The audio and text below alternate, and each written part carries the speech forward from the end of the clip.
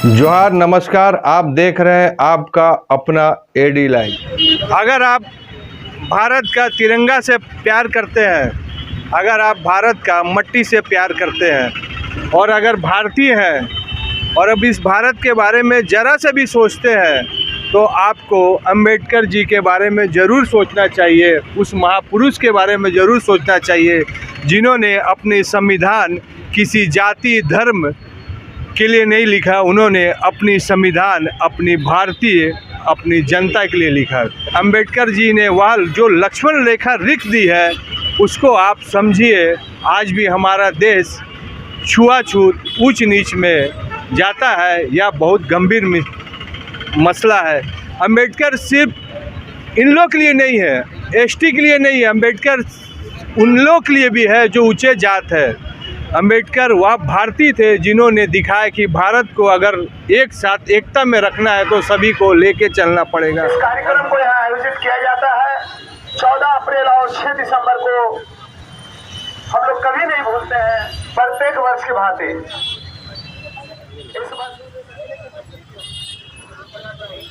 अब हमारे बीच शंभू मुखी जी है। शंभू जी से आग्रह करना, आप इस कार्यक्रम में आते हैं तो हमारे लोगों का हौसला अफजाई होता है। आप सभी को फिर से प्रणाम, फिर से जोहार। जिसको पंडितों की जरूरत भी नहीं पड़ता, मैं खुद अपने आप से पंडित आए जैसे भैया ने कहा। आपको खुद में वो होना चाहिए कॉन्फिडेंस कि मैं उनके पाठ उनके शास्त्रों को पर अमल क्यों करूं। भाई मैं खुद इतना ज्ञानी हूँ कि मैं अपने देवी देवताओं को, तुम्हारे इष्ट देवता, उनको पूछ के अपने प्रवेश कर लूँ। मैं नहीं मानती कि मुझे ब्राह्मण की आवश्यकता है, कि एक ब्राह्मण का नहीं आने से मेरा घर का गृह प्रवेश नहीं होगा। ये बिल्कुल गलत है और हर नारी ये बात नहीं मानती है। तो भाइयों, आप लोगों से मेरी रिक्वेस्ट है, खासकर हमारे बड़े भाई इसके संस्थापक जी, आप इस तरह की बातें ना करें।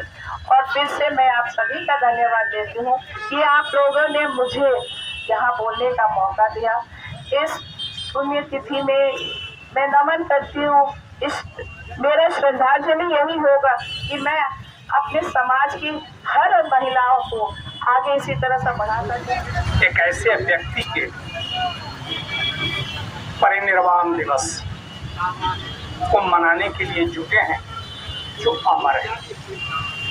और अमरत्व के संदर्भ में मुझे कबीर की बात याद आ रही है, हम ना मरब मरी है ये संसार।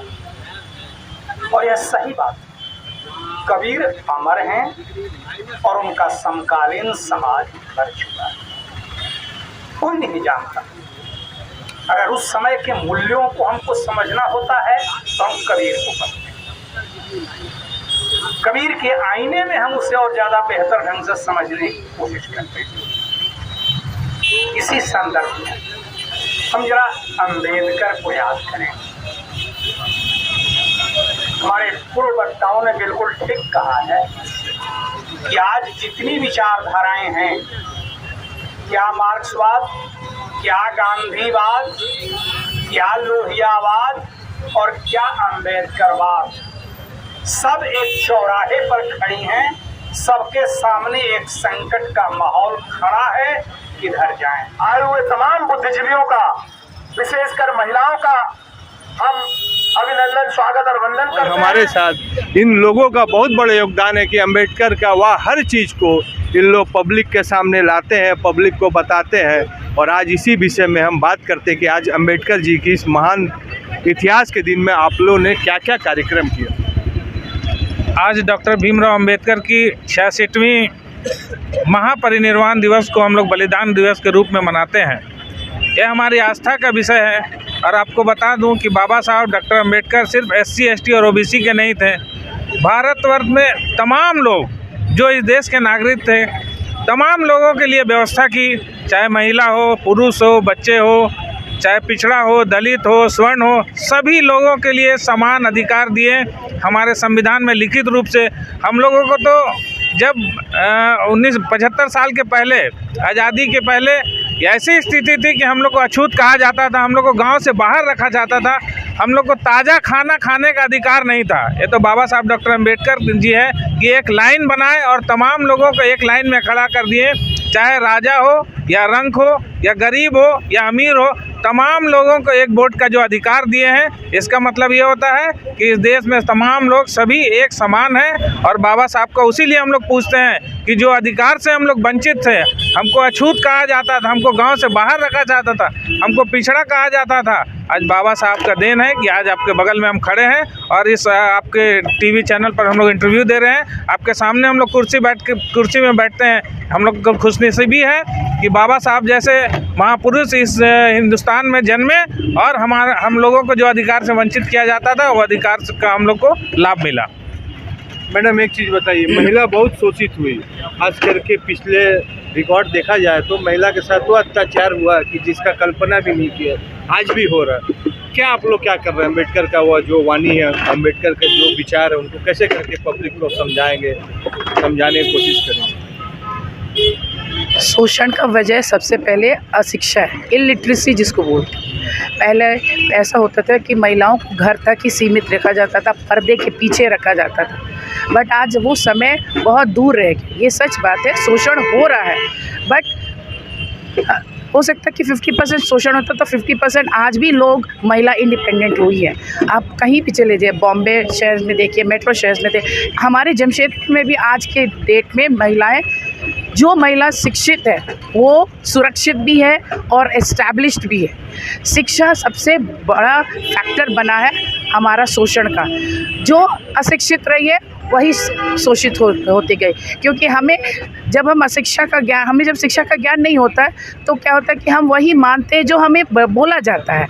बट जब हम शिक्षा ग्रहण करते हैं तो उससे क्या होता है कि हमें समझने की खुद की शक्ति आती है, हम उस पर विचार कर सकते हैं, हम खुद डिसीजंस ले सकते हैं। तो हम चाहेंगे कि शिक्षा जो हमारा सबसे वाइटल इम्पोर्टेंट आज का डेट में रीज़न है, हमारा शोषण को स्टॉप कर सकते हैं, exploitation of women. To stop that I think literacy rate should increase. And हमें जब इतना मिला है हक, आज बाबा साहब चाहे let it be widows, let it be girl child, let it be for the lady और द वुमेन, सबके एजुकेशन के लिए उन्होंने एक सेक्शन बनाया है और उन्होंने अधिकार दिया कि महिलाओं को भी शिक्षा ग्रहण करने के अधिकार है।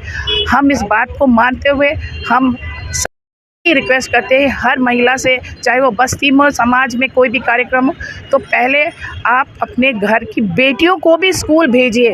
सिर्फ बेटों को नहीं, बेटियों को भी पढ़ाइए और उनको बराबरी का शिक्षा दिलाइए, क्योंकि आज एक शिक्षित नारी पूरा राष्ट्र को उस सम्मान पहुंचा सकती है। कहते हैं पूरा परिवार शिक्षित होता है, एक शिक्षित नारी से पूरा परिवार शिक्षित होता है। और इस बात को मैं बहुत 100% इसको मानते हुए कहती हूँ कि अगर हमारा literacy rate with in the women बढ़ जाए तो हमारा एक्सप्लॉयटेशन कभी नहीं हो सकता है। शिक्षा इतना महत्वपूर्ण है कि आपको धरती से ऊपर कहाँ ले जाएगा। शिक्षा है तो आपको सम्मान है, शिक्षा है तो संस्कार है, शिक्षा है तो फाइनेंशियल आप मजबूत हो सकते हैं, शिक्षा है तो आप वहाँ हर गंदगी को साफ कर सकते हैं, जिसका प्रमाण यह व्यक्ति और यह मैडम है जिन्होंने दिखाया कि जात पात कुछ नहीं होता।